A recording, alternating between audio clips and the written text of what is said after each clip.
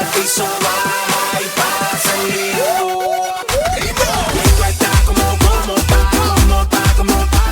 Entendemos aquí, de momento hace un calor impresionante y de momento baja frío. Estamos aquí luchando con el clima que está impredecible. Bailando así es que me gusta, como la cintura ritmo se ajusta, es que me tiene loco tanta soltura, ese movimiento es una. We're going to start this video very dramatic in the beginning. It's going to open like a big movie. And you're going to see all these different things happening in the beginning of the video before the song kicks in. Va a estar a otro nivel. Feliz y muy emocionada porque me trajeron desde Brasil para grabar el video de Daddy Yankee. La producción está increíble, nunca vi algo así, la primera vez que veo algo así como huge, gigante, ¿no?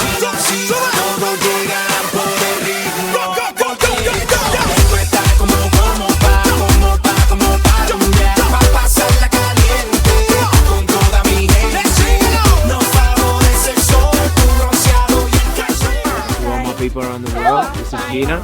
Probably you've seen her on the Zumba, all the Zumba DVDs, Zumba website. It's the first time I personally worked with Daddy Yankee. It was a great experience. We shot with him 2 days, and as you can see, like we're in the middle of a rainstorm, thunder, lightning. Didn't flinch. He performed like a true professional. It was a real pleasure working with him, and I'm looking forward to seeing the final video. So, you know, I'm excited. Right now, this is the 4th video that we've done together. You know, we started off with Rompe, then we did Gangsta Zone, then we did Pose, and now we're doing Limbo. So, you know, we took the video out to Mexico City, and, you know, we had a cool concept. You know, I came up with a concept that was very different. I was trying to do something with him that was timeless.